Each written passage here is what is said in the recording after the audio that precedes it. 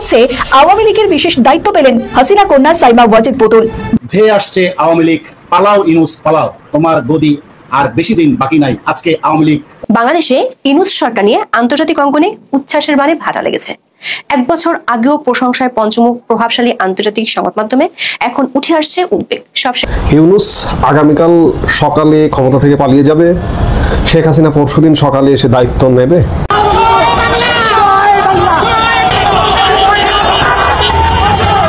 নতুন ছক করছে পলাতক দলটি। ঢাকায় অন্তত 20 লাখ মানুষ জড়ো করতে চায় দলটি। প্রথমত অন্তর্বর্তী সরকারকে ব্যর্থ প্রমাণ করা, দ্বিতীয়ত যে কোনো মূল্যে আগামী জাতীয় সংসদ নির্বাচন ভণ্ডুল করা, এর মধ্য দিয়ে বাংলাদেশের রাজনীতিতে শেখ হাসিনাকে প্রধানমন্ত্রী হিসেবে ফিরিয়ে আনা। শেখ হাসিনার এই সিআরআইকে কেন্দ্র করে কি পরিকল্পনা? এখানে বলা হচ্ছে যে হাসিনাকে ফেরাতে দিল্লিতে খুলেছে সিআরআই এর নতুন হেড অফিস, দায়িত্বে পুতুল, অর্থাৎ হাসিনা কন্যা পুতুলকে এর দায়িত্ব দেওয়া হয়েছে। কেন এত ছুটাছুটি, কেন এত দৌড়াদৌড়ি, কেন এত তাড়াহুড়া, বাকি যেভাবে বলে না কেন? কারণ জেনারেল ওয়াকারের পায়ের নিচে মাটি সরে গেছে।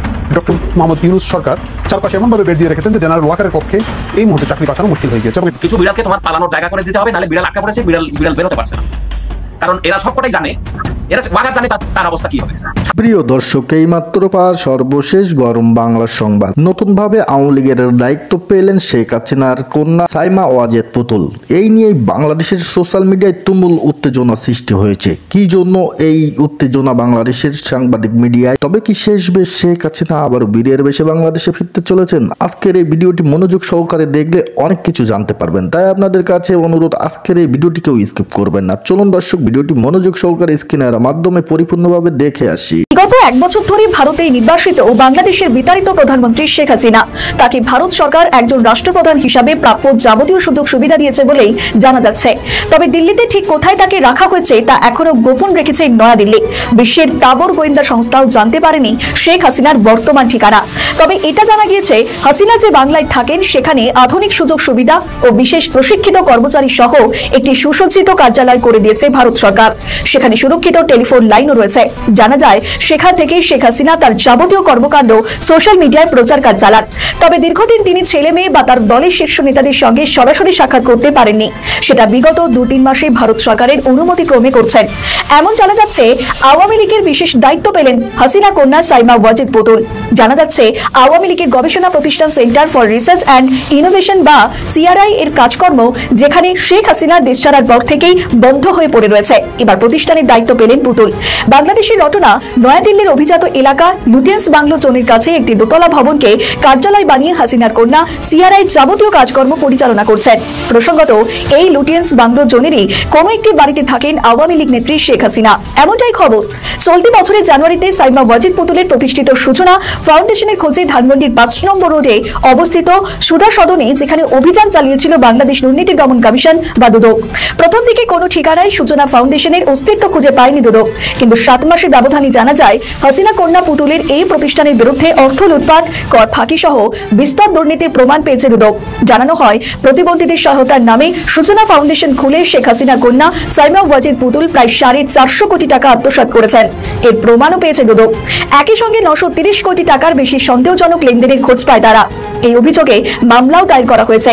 প্রসঙ্গত, বিশ্ব স্বাস্থ্য সংস্থা বা হুয়ের দক্ষিণ পূর্ব এশিয়ার আঞ্চলিক পরিচালক পদে কর্মরত ছিলেন সাইমা ওয়াজেদ পুতুল। বাংলাদেশের দুর্নীতি দমন কমিশন জালিয়াতি এবং ক্ষমতার অপব্যবহারের অভিযোগে পুতুলের বিরুদ্ধে 2টি মামলা দায়ের করার 4 মাস পর বিশ্ব স্বাস্থ্য সংস্থা তাকে ছুটিতে পাঠায়। সাধারণত কারো বিরুদ্ধে অনিয়ম, আর্থিক দুর্নীতির অভিযোগের তদন্ত চলাকালীন অভিযুক্তকে লম্বা ছুটিতে যেতে বলে আন্তর্জাতিক সংস্থাগুলি। এক্ষেত্রেও বাংলাদেশের সরকারের অনুরোধে সাইমা ওয়াজেদ পুতুলকে দীর্ঘকালীন ছুটিতে পাঠায় হু। আওয়ামী লীগের কয়েকটি সূত্র দাবি করছে, সেটা একদিকে যেমন তার বিপদ বাড়ল, তেমনি আরেকটি সুযোগ করে দিল মায়ের সঙ্গে বেশি সময় কাটানোর জন্য। ওই সূত্রের দাবি, যুক্তরাষ্ট্রের নাগরিক হওয়ার আইনগতভাবে সজীব ওয়াজেদ জয়ের পক্ষে এখন অফিসিয়াল সিআইআর দায়িত্ব পালন করা সম্ভব নয়। এই কারণেই শেখ হাসিনার নির্দেশে জয়কে সরিয়ে সাইমা ওয়াজেদ পুতুলকে সিআরআই নতুন দায়িত্ব দেওয়া হয়েছে। বাংলাদেশের অন্তর্বর্তীকালীন সরকারের একটি অংশের দাবি, অন্তর্বর্তী সরকার বিএনপি, জামায়াতে ইসলামী এবং এনসিপির বিরুদ্ধে একের পর এক সাইবার আক্রমণের পিছনে কাজ করছে আওয়ামী লীগের সেন্টার ফর রিসার্চ অ্যান্ড ইনোভেশনের হাত রয়েছে। আর্টিফিশিয়াল ইন্টেলিজেন্স বা এআই দিয়ে তৈরি ভিডিও ক্লিপ, বেনামে ফেসবুক এবং ইউটিউব চ্যানেল ব্যবহার করে সিআরআই এক ধরনের সাইবার যুদ্ধ ঘোষণা করেছে।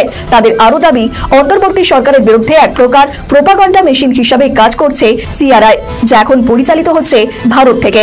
আর হাসিনার মেয়ে সাইমা ওয়াজেদ পুতুল গোটা পরিকল্পনা এবং রূপায়ণের দায়িত্বে রয়েছেন। অন্তর্বর্তী সরকারের গোয়েন্দা রিপোর্ট উল্লেখ করে বাংলাদেশের কয়েকটি সংবাদ মাধ্যম দাবি করছে, আওয়ামী লীগ নেত্রী গত বছরের জুলাই বিপ্লবের মতোই এবছর আরেকটি গণ আন্দোলন গড়ে তুলতে মরিয়া বাংলাদেশে। সেজন্যই সামাজিক যোগাযোগ মাধ্যমকে কাজে লাগিয়ে ঢাকা অশান্ত করতে চাইছেন সাবেক প্রধানমন্ত্রী। তার কন্যাকেই সেই দায়িত্ব সঁপেছেন তিনি। তবে দেখার এই অভিযোগ কতটা সত্যি সেটা নিয়ে সন্দেহ প্রকাশ করেছেন ওয়াকিবহাল মহলের একাংশ। আর ভারত সরকারও এই অভিযোগের কোনো জবাব দেয়নি। ধেয়ে আসছে আওয়ামী লীগ, পালাও ইউনূস পালাও, তোমার গদি আর বেশি দিন বাকি নাই। আজকে আওয়ামী লীগ রাজপথ কাঁপিয়ে তুলেছে। কয়েকটি জায়গায়, বিশেষ করে তেজগাঁ নাবিস্কো এলাকায় বিশাল উত্তাল মিছিল হয়েছে আওয়ামী লীগের। সেই দৃশ্যটা আপনাদেরকে একটু দেখায়, কিভাবে গর্জন করছে আওয়ামী লীগের নেতাকর্মীরা।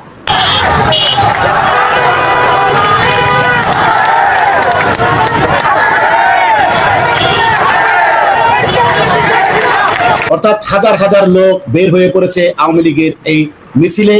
এটা তেজগাঁও লিংক রোডের আরো কয়েক জায়গায় মিছিল হয়েছে, সেগুলো আপনাদেরকে দেখাচ্ছি। পাশাপাশি কক্সবাজারের জনতা প্রতিরোধ গড়ে তুলেছে ইউনূসের বিরুদ্ধে। আমরা একটু দেখি।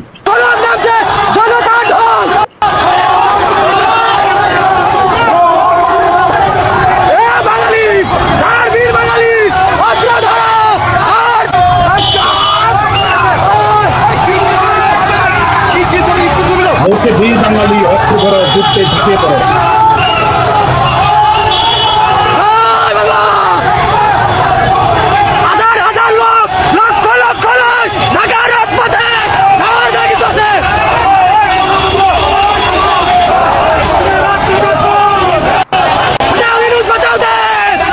হটাও ইউনূস, বাঁচাও দেশ। হাজার হাজার লোক রাস্তায় নেমে গেছে। এমনকি পত্রপত্রিকাগুলো সংবাদ করতে বাধ্য হয়েছে, যেখানে মানা ছিল, নিষেধ ছিল আওয়ামী লীগের কোনো সংবাদ ছাপা যাবে না। কিন্তু একটা পর্যায়ে এত লোক জনসমাবেশ করেছে, মিছিল করেছে, ছাপতে বাধ্য হয়েছে। এবার তেজগাঁও নিষিদ্ধ আওয়ামী লীগের মিছিল, এটা banglanews24.com তারা এই নিউজটা করেছে। শুধু একটা বিষয় মজার, এখানে লক্ষণীয় বিষয় হলো এই আওয়ামী লীগের নেতা কর্মীদের মধ্যে কারা মিছিলটা করছে। সবচেয়ে মজার ব্যাপার হলো আজকে লুঙ্গি পরা লোকগুলো নেমে গেছে ইউনূসের বিরুদ্ধে। আওয়ামী লীগের শক্তি তৃণমূলের, অর্থাৎ সাধারণ মানুষ, খেটে খাওয়া মানুষই হচ্ছে আওয়ামী লীগের মূল চালিকা শক্তি। এর প্রমাণ হচ্ছে, দেখেন একটা লোক আওয়ামী লীগ লুঙ্গি পরে, এত ভয়, ভীতি, নিপীড়ন, নিষ্পেষণ তার সত্ত্বেও সমস্ত ভয়কে উপেক্ষা করে আজকে তারা লুঙ্গি পরে রাস্তায় নেমে গেছে। সত্যি অভিভূত হওয়ার মতো। ইউনূসের এই মিছিল একদিন যমুনা অভিমুখে রওনা দিবে। তবে আরেকটা মজার বিষয় আপনাদেরকে দেখায়, সেটা হলো কক্সবাজারে জনতা প্রতিরোধ করে তুলেছে। হাজার হাজার জনতা এখন কক্সবাজার অভিমুখী। আপনাদের একটা জিনিসটা দেখায়, কক্সবাজারে অনেক অসংখ্য জনতা, এই যে দেখেন এখানে সেনাবাহিনী মোতায়েন করা হয়েছে। জনতাকে প্রতিরোধ করতে পারছে না, জনতা প্রতিরোধ করে তুলেছে ইউনূসের দুঃশাসনের বিরুদ্ধে। আর একটা চমৎকার বিষয়, অর্থাৎ সেই দিন কবে আসবে জনাব আতার হালদার, যেদিন এই জনতার স্রোত যমুনা ভেঙে ইউনূসকে ধরে নিয়ে আসবে। ধন্যবাদ আপনাকে প্রথমে একটা জিনিস বলতে চাই। 71-এ বঙ্গবন্ধু কিন্তু যে জিনিসটা নিয়ে মানুষ বিতর্ক করে, 7ই মার্চে যে ভাষণ, সেই ভাষণে কিন্তু সঠিক এবং স্পষ্ট দিক নির্দেশনা জনগণকে দিয়েছিল। যেবারের সংগ্রাম মুক্তির সংগ্রাম, এবারের সংগ্রাম স্বাধীনতার সংগ্রাম, এবং বলেছিল যে আমি যদি হুকুম দেবার নাও পারি, তোমরা তোমাদের যা কিছু আছে তাই নিয়ে শত্রুর উপরে ঝাঁপিয়ে পড়বে। তো আজকে সেই লুঙ্গি পরা আওয়ামী লীগের লোকজন কিন্তু যে শেখ হাসিনার যে বাণী, যে বলেছে যে তোমরা প্রস্তুত হও, যে জায়গায় আসো সেখানেই নেতা, এবং সেখান থেকে প্রতিরোধ করতে হবে। এবং সাধারণ মানুষ কিন্তু আজকে সেই অর্থনৈতিক নিষ্পেষণ, দরিদ্রতার কষাঘাত এবং দ্রব্যমূল্যের যে ঊর্ধ্বগতি, সেই এমন না বিশ্বাসে এসেছে যে সাধারণ জনতা আওয়ামী লীগের সাথে এই লুঙ্গি পরা জনতা কিন্তু আজকে রাস্তায় নেমে এসেছে এবং তারা কিন্তু সেই প্রতিরোধে ডাক দিচ্ছে, সেই যুদ্ধে প্রস্তুতি নিচ্ছে, যে প্রয়োজনে জীবন দিয়ে হলো এই বাংলাদেশকে রক্ষা করার যে সংগ্রাম, সেই সংগ্রামের দিকে কিন্তু বাংলাদেশ আস্তে আস্তে ধাবিত হচ্ছে। তারই কিন্তু উজ্জ্বল প্রমাণ হচ্ছে আজকের এই মিছিল সমাবেশ, আজকের এই গণজোয়ার এবং গণজাগরণ। এই গণজাগরণকে ইউনূসের মতো লোকের দাবিয়ে রাখার এবং এই জামাত শিবিরের তাদেরকে দাবিয়ে রাখার কোনো শক্তি আছে বলে আমি মনে করি না। এবং এই মিছিল এবং এই সমাবেশ, এই আন্দোলন উত্তরোত্তর বাড়তে থাকবে এবং সারা বাংলাদেশ থেকে বাংলাদেশ ঢাকামুখী হবে এবং বাংলাদেশ শেখ হাসিনাকে ফেরত আনার জন্য লক্ষ লক্ষ কোটি জনতার বাংলাদেশে মিছিল সমাবেশ হবে এবং অবস্থান হবে। এটা আমার বিশ্বাস, এটা খুব শীঘ্রই এবং অতি শীঘ্রই। আপনার কাছে আরো একটা প্রশ্ন, এই যে আপনি জানেন কোন মিছিল বের হলে বাক প্রতিবন্ধী একটা ছেলেকে পর্যন্ত জয় বাংলা বলার অপরাধে তাকে ধরে নিয়ে গেছে পুলিশ। এমনকি যে যাকে পাচ্ছে তাকে ধরে নিয়ে যাচ্ছে। জয় বাংলা শব্দ বলাটা এখন অপরাধ। এহেন অবস্থায় এত দুঃশাসন, এত কড়া নজরদারির মধ্যে এই যে আজকে হাজার হাজার লোক নানান জায়গায় বের হয়ে মিছিল করছে, তারা কি কোনো ভয় নাই? তাদের মনে কি কোনো আতঙ্ক নাই? একটা জিনিস আপনাকে মনে রাখতে হবে, পিঠ যখন দেয়ালে ঠেকে যায় তখন জীবন বাঁচানো হচ্ছে, প্রতিরোধ করাটাই মুখ উত্তম এবং প্রতিহত করাটাই উত্তম এবং প্রতিঘাতই উত্তম, এবং সেই পথেই আওয়ামী লীগ আগাচ্ছে।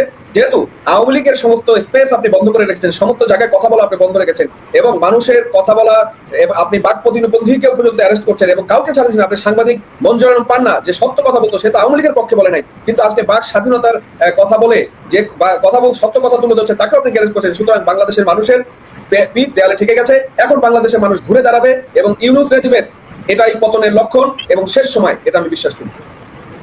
আচ্ছা, এখানে আরেকটা বিষয় আপনাকে বলে রাখি, সেটা হলো যে এই যে জনতা অপ্রতিরোধ্যভাবে নানান জায়গায় বের হচ্ছে, নানান জায়গায় মিছিল হচ্ছে। আপনি জানেন আজকে শুধু তেজগাঁ না, বাংলাদেশের বেশ কিছু জায়গায়, ঢাকাতেও কয়েকটা জায়গায় অনেক লোক মিছিল করেছে।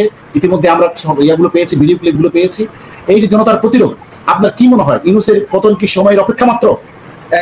একদম সময়ের অপেক্ষা। ইউনূস আপনি জানেন তার গদি অলরেডি টলমলো, কারণ তাকে দিয়ে যে এই নির্বাচন, পরবর্তী নির্বাচন হবে না, সে যে নিরপেক্ষ না, এবং এটা কিন্তু ন্যাশনাল ইন্টারন্যাশনাল সমস্ত পৃথিবীর মানুষ এখন অবগত যে ইউনূসকে চলে যেতে। আরেকটা প্রশ্ন আপনার কাছে, সেটা হলো এই যে যাদেরকে আওয়ামী লীগ নেতাকর্মী পেলে, ছাত্রলীগ যুবলীগ পেলে তাদেরকে মেরে ফেলছে জামাত বিএনপি, আমি মনে করি আপনাকে যেহেতু মেরে ফেলবে, আপনি 100 জনকে নিয়ে মরে যান, আপনি একা একা এভাবে আপনাকে পিটিয়ে মেরে ফেলবে, এইটা আর আপনারা হতে দিন না। আপনি যদি জানেন আপনাকে মেরে ফেলবে, আপনি 100 জনকে সাথে নিয়ে মেরে ফেলেন, তারপরে মরেন। এটা যুদ্ধ হোক, গৃহযুদ্ধ হোক, ইউনূসের পতন হোক এবং অপশাসনের পতন হোক। আরো একটা জিনিস আজাদ ভাই আপনাকে বলতে হবে, 71-এ কিন্তু বঙ্গবন্ধু যেটার জন্য অপেক্ষা করেছিল যে যুদ্ধটা শুরু করবে, আমরা সংখ্যাগুরু ছিলাম, আমরা সংখ্যাগুরু হিসেবে সংখ্যালঘুর উপরে কিন্তু হামলা করতে পারি না। বরঞ্চ একটা পর্যায়ে 25শে মার্চে যখন সংখ্যালঘুরা আমাদের সংখ্যাগুরুর উপরে হামলা করেছে, তখন কিন্তু বাঙালিরা সঠিকভাবে প্রতিরোধ করে এবং যুদ্ধে ঝাঁপিয়ে পড়েছে।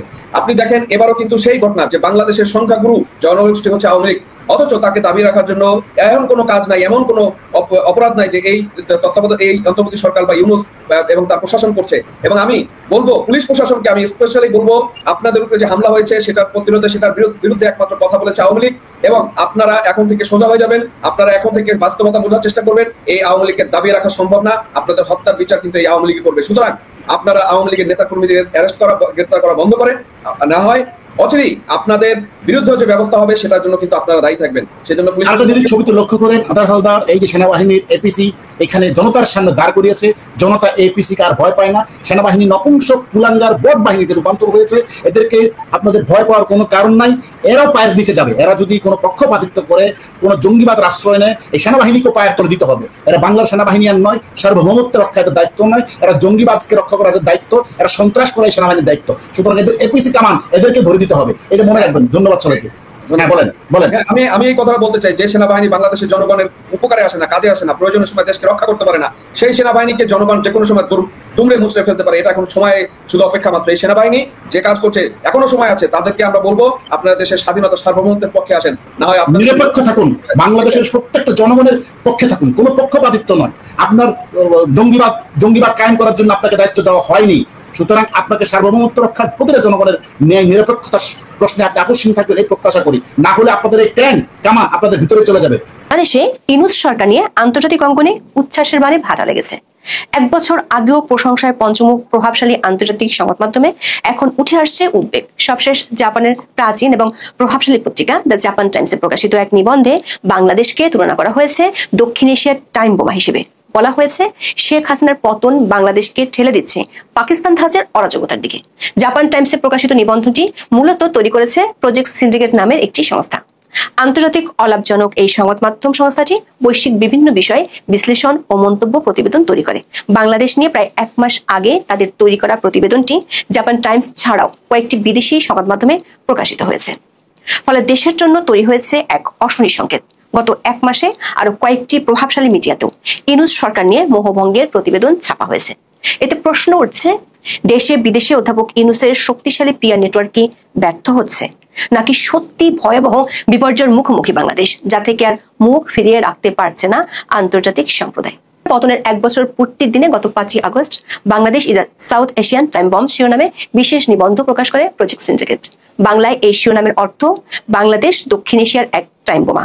নয়াদিল্লি ভিত্তিক সেন্টার ফর পলিসি রিসার্চের কৌশলগত অধ্যয়ন বিষয়ক সাবেক অধ্যাপক এবং বার্লিনের রবার্ট বশ একাডেমির ফেলো ব্রহ্মা চেল্লানি নিবন্ধটি লিখেছেন। গত এক মাসে কয়েকটি বিদেশি সংবাদ মাধ্যমে এটি ছাপা হয়েছে। তবে ৩রা সেপ্টেম্বর দ্য জাপান টাইমসে ছাপা হওয়ার পর ব্যাপক আলোচনা চলছে সোশ্যাল মিডিয়ায়। নিবন্ধে এক কথায় অধ্যাপক ইউনূসের শাসনামলকে ব্যর্থ বলা হয়েছে। এটি নতুন কোনো কথা নয়। গত এক বছরে একটি ব্যর্থ সরকারের কারণে মানুষের জীবন কতটা দুর্বিষহ হয়ে উঠতে পারে সেটা বাংলাদেশের মানুষ হাড়ে হাড়ে টের পেয়েছে। প্রজেক্ট সিন্ডিকেটের লেখায় যে বিষয়টি বিশেষভাবে চিন্তার বলে মন্তব্য করা হয়েছে সেটি হলো বাংলাদেশে ইউনূস প্রশাসনের বদোন্নতায় ধর্মীয় উগ্রপন্থার ব্যাপক বিস্তার ঘটছে, যার কারণে আঞ্চলিক নিরাপত্তা নিয়ে উদ্বেগ তৈরি হয়েছে। বাংলাদেশে কি হচ্ছে সেটি আশেপাশের দেশগুলোর জন্য খুব বেশি গুরুত্বপূর্ণ না, যদি না সেটি আঞ্চলিক ভূ রাজনীতির জন্য মাথা ব্যথার কারণ না হয়ে দাঁড়ায়। প্রজেক্ট সিন্ডিকেট তাদের এই নিবন্ধে বাংলাদেশকে বলেছে দক্ষিণ এশিয়ার টাইম বোমা, মানে যেটির সময় হলে বিস্ফোরিত হবে, আর বিস্ফোরিত হলে দক্ষিণ এশিয়া সহ পুরো এশিয়া আক্রান্ত হবে। লেখাটিতে দাবি করা হয়েছে এই অবস্থার শুরুটা হয়েছে শেখ হাসিনার সরকারকে উৎখাতের মধ্য দিয়ে, যেটাকে তারা দাবি করছে সহিংস এবং সেনা সমর্থিত অভ্যুত্থান হিসেবে। বলা হয়েছে অভ্যুত্থানের এক বছরে বাংলাদেশ চরম বিশৃঙ্খলার মধ্যে ডুবে গেছে। অর্থনীতি বিপর্যয়, জঙ্গি ইসলামপন্থীরা শক্তি বাড়াচ্ছে, তরুণরা দ্রুত ধর্মীয় উগ্রবাদী হয়ে উঠছে, সেই সঙ্গে ভেঙে পড়ছে আইনের শাসন। ধর্মীয় ও জাতিগত সংখ্যালঘুরা নিপীড়নের শিকার হচ্ছেন। বাংলাদেশের ভবিষ্যৎ কখনো এত অন্ধকারাচ্ছন্ন অবস্থায় পড়েনি। দর্শক, প্রজেক্ট সিন্ডিকেটের নিবন্ধটি জাপান টাইমসে প্রকাশের 2 দিনের মধ্যে বাংলাদেশে নজিরবিহীন উগ্রপন্থার আরেকটি দৃশ্য দেখা গেল। রাজবাড়ির গোয়ালান্দে 5 সেপ্টেম্বর একটি দরবার শরীফে হামলা করে গুড়িয়ে দেওয়া হয়। সেই সঙ্গে কবর থেকে নুরাল পাগলা নামে পরিচিত এক পীরের মরদেহ তুলে জ্বালিয়ে দেয় তৌহিদি জনতা। মাত্র কয়েকদিন আগে মাজার দরগার হামলার বিরুদ্ধে কড়া হুঁশিয়ারি দিয়েছিল সরকার। তবে আগের প্রতিটি হামলার মতো এবারও ঘটনার সময় নিশ্চুপ ছিল প্রশাসন। উগ্রবাদের এমন চরম বিস্তারের জন্য অন্তর্বর্তী সরকারের মদতকেই দায়ী করা হয়েছে প্রজেক্ট সিন্ডিকেটের নিবন্ধে। শেখ হাসিনা সরকারের পতনের জন্য সেনাবাহিনীকেও সরাসরি দায়ী করা হয়েছে। নিবন্ধে বলা হয় অনেকে আশা করেছিলেন শেখ হাসিনার পতন আয়রন লেডের একনায়কতান্ত্রিক প্রবণতা থেকে বের হয়ে গণতন্ত্রের পথে অগ্রযাত্রার সুযোগ এনে দেবে। ছাত্র নেতৃত্বাধীন আন্দোলনে শেখ হাসিনার পতনের দাবিও তারা করেছিলেন। তবে এর মাধ্যমে মূল ভূমিকায় থাকা ক্ষমতাধর সেনাবাহিনীকে আড়াল করা হয়েছে। একইভাবে ইসলামপন্থী শক্তিগুলো ছাত্র আন্দোলনের সময় বল প্রয়োগের কৌশল নিয়েছিল। শেখ হাসিনার পতনের পর ক্ষমতায় আসা অধ্যাপক ইউনূসের মিথ্যা প্রতিশ্রুতির কঠোর সমালোচনা করা হয় নিবন্ধে। এমনকি তার নোবেল পুরস্কার নিয়েও তোলা হয়েছে গুরুতর প্রশ্ন।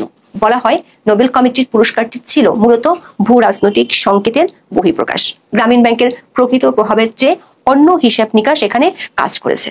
নোবেল কমিটি ডক্টর ইউনূসকে ইসলাম ও পশ্চিমাদের মধ্যে প্রতীকী সেতু বন্ধ হিসেবে উপস্থাপন করতে চেয়েছে। এমনকি নোবেল দেওয়ার পেছনে আমেরিকান সাবেক প্রেসিডেন্ট বিল ক্লিন্টনের তদবিরও ভূমিকা রেখেছিল। অন্তর্বর্তী সরকার এক বছরে ব্যাপক মানবাধিকার লঙ্ঘন ও দমন নীতির অভিযোগ করা হয় নিবন্ধে। বলা হয় শেখ হাসিনার সমর্থক হিসেবে চিহ্নিত আইনজীবী, শিক্ষাবিদ, সাংবাদিক, শিল্পী ও বিরোধী নেতাদের গণহারে কারাগারে পাঠানো হচ্ছে। সাংবাদিকদের আন্তর্জাতিক সংগঠনগুলো সাংবাদিকদের উপর হামলা নিয়ে উদ্বেগ জানাচ্ছে। অনেককে হত্যার মতো ভুয়া অভিযোগে অভিযুক্ত করা হচ্ছে। বিচার বহির্ভূত হত্যা ও হেফাজতে নির্যাতনের খবর প্রতিদিনের স্বাভাবিক সংবাদে পরিণত হয়েছে।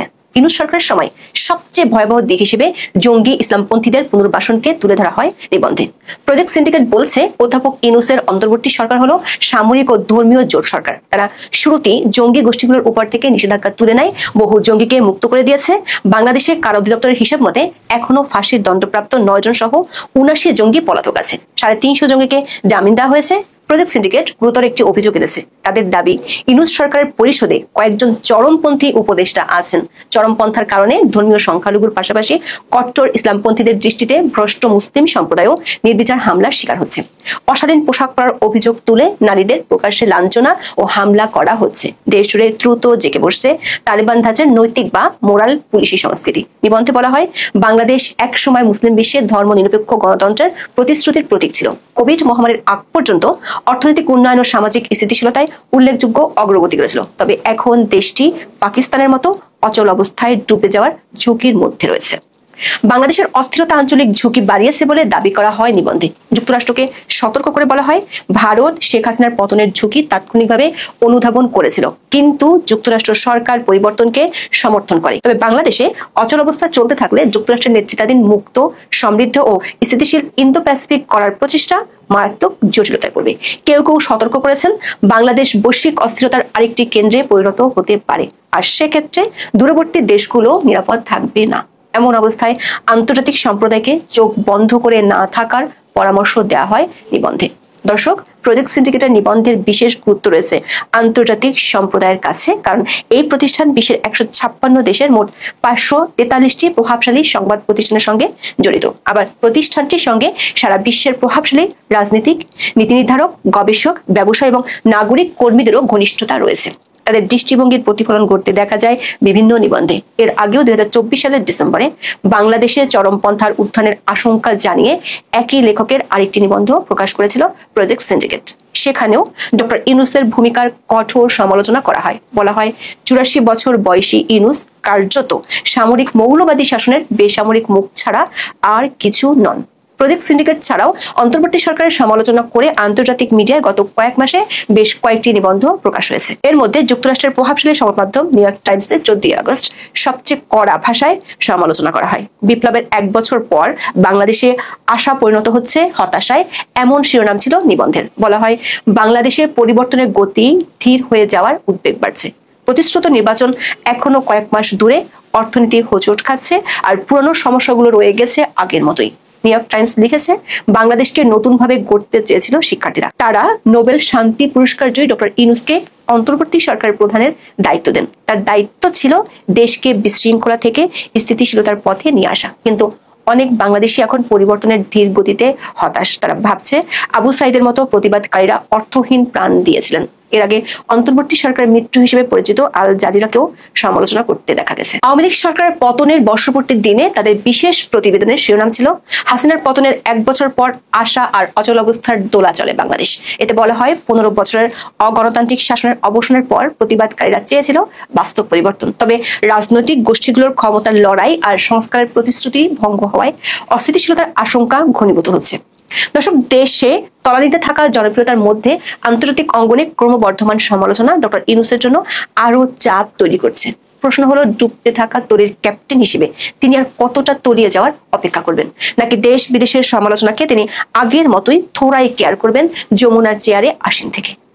ইউনূস আগামীকাল সকালে ক্ষমতা থেকে পালিয়ে যাবে, শেখ হাসিনা পরশুদিন সকালে এসে দায়িত্ব নেবে, এইরকম একটি প্রসঙ্গ নিয়ে আপনাদের সামনে কথা বলতে চাই। প্রসঙ্গটি এ কারণেই টানলাম যে মাঝে মাঝে এই যে আমাদের নিউ মিডিয়ায় বিশেষ করে ইউটিউবে কথা শুনে, কিছু কিছু মানুষের কথা শুনে মনে হয় যেন আগামীকাল সকালে ইউনূস সাহেব চলে যাবেন, পরশুদিন সকালে শেখ হাসিনা এসে আবারও প্রধানমন্ত্রী হিসেবে দায়িত্ব নেবেন। বিষয়টা কি আসলে এত সহজ সমীকরণে, সরল সমীকরণে টানলে কি বিষয়টা সমাধান হয়ে যায়? যায় না। একটা জিনিস মাথায় রাখতে হবে যে আমাদের সর্বনাশ হয়ে গেছে। এই সর্বনাশটা সাম্রাজ্যবাদী শক্তির পৃষ্ঠপোষকতায়, বাংলাদেশের অভ্যন্তরীণ দেশবিরোধী কুচক্রীদের ষড়যন্ত্রে একটা সাজানো গোছানো দেশ ধ্বংস হয়ে গেছে। সাজানো গোছানো দেশের কথা যদি বলেন, তাহলে আমাদের অভ্যন্তরীণ যে কুচক্রীরা তারা বলবেন, আহা কি সাজানো গোছানো দেশ ছিল, শেখ হাসিনা যা কিছু করেছে সব ধ্বংস করে গেছে। কিন্তু আসলে কি তাই? আপনি আপনার বিবেক দিয়ে যদি বিশ্লেষণ করেন, বিবেক দিয়ে যদি চিন্তা করেন, শেখ হাসিনা কি পুরোটাই ধ্বংস করে দিয়ে গেছে? না, শেখ হাসিনা আমাদের এক উন্নত জীবনের স্বপ্ন দেখিয়ে গেছেন। এই উন্নত জীবনের স্বপ্ন দেখাতে গিয়ে কিছু ভুল ভ্রান্তি আছে। সঠিক মানুষ সঠিক জায়গায় বসানো, কিংবা সঠিক মানুষদের দূরে রাখা, বেঠিক মানুষদের কাছে টানা, এই ভুল ভ্রান্তিগুলোর কারণে কিছু অনিয়ম দুঃশাসনের কবলে আমরা পড়েছিলাম। কিন্তু গত 16 বছরের শাসনামলে বাংলাদেশের মানুষের জীবনমানকে এক ভিন্ন রকম উচ্চতায় নিয়ে গিয়েছিলেন শেখ হাসিনা। সেই উচ্চতাকে ফেলে দিয়ে নিম্নগামী করে ফেলানো হয়েছে। এই নিম্নগামিতা আমি শুরুতেই বললাম যে এখানে নানা বিষয় জড়িত আছে। আন্তর্জাতিক সাম্রাজ্যবাদী ষড়যন্ত্র আছে, অভ্যন্তরীণ কুচক্রীদের ষড়যন্ত্র আছে। এই কুচক্রীদের জাল ভেদ করে সাম্রাজ্যবাদীদের থাবা থেকে দেশকে মুক্ত করতে হলে বিষয়টা কিন্তু এত সহজ নয় যে আগামীকালকে ইউনূস চলে যাবে, পরশুদিন শেখ হাসিনা চলে আসবে। হ্যাঁ, ইউনূস চলে যাবে মাস্ট, এ ব্যাপারে কোনো সন্দেহ নেই। যেভাবে প্রচার প্রপাগান্ডা চালিয়ে যেভাবে ইউনূসকে মসনদে বসানো হয়েছিল, 1 বছরে ইতিমধ্যে সেগুলো ব্যর্থ হয়েছে। যারা বসিয়েছিল, সাম্রাজ্যবাদী শক্তি বলুন, দেশীয় শক্তি বলুন, তারাও ভেবেছিল যে ডক্টর মোহাম্মদ ইউনূস নোবেল বিজয়ী একজন অর্থনীতিবিদ, সারা বিশ্বব্যাপী তার খ্যাতি আছে, এই মানুষটা বাংলাদেশের মসনদে যদি আসে, বাংলাদেশের দায়িত্বে যদি আসে, বিশ্বও তাকে সমর্থন দেবে। কিন্তু বাস্তবতা ভিন্ন। দেশ পুরোমাত্রায় ব্যর্থ। দেশে আইন শৃঙ্খলা, ব্যবসা বাণিজ্য, অর্থনীতি, জঙ্গিবাদের উত্থান। অন্যদিকে আন্তর্জাতিক বিশ্ব ডক্টর মোহাম্মদ ইউনূসকে 1 বছরে কোনো জায়গায় কোনোভাবে নিবিড় সমর্থন দিয়েছে, এটি যদি কোথাও দেখতে পান। মার্কিন যুক্তরাষ্ট্র কিন্তু পৃষ্ঠপোষক। তবুও তারপরেও আজ পর্যন্ত বিশ্বের কোনো প্রান্ত থেকে নিবিড় সমর্থনের বন্ধনে আবদ্ধ হয়ে আছে ডক্টর মোহাম্মদ ইউনূস, এমনটা কেউ বলতে পারবেন না। এর কারণটা হচ্ছে ডক্টর ইউনূসের সীমাহীন ব্যর্থতা। অর্থাৎ এই ব্যর্থ সরকারকে চলে যেতে হবে। চলে যাওয়ার সময় অত্যাসন্ন।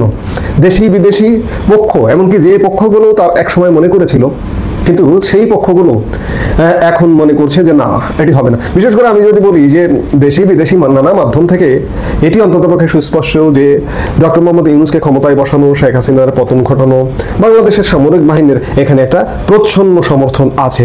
কিন্তু সত্যিকার অর্থে এ কথাটা বলে নেওয়া ভালো যে যে সামরিক বাহিনী ইউনূসকে বসিয়েছে, শেখ হাসিনার পতন ঘটিয়েছে, সেই সামরিক বাহিনী ডক্টর ইউনূসের পতনের কারণ হবে, ডক্টর ইউনূসের বিদায়ের কারণ হবে, এবং শেখ হাসিনাকে ক্ষমতায় বসাবে কিনা সেটি বাংলাদেশের প্রেক্ষাপট বলবে।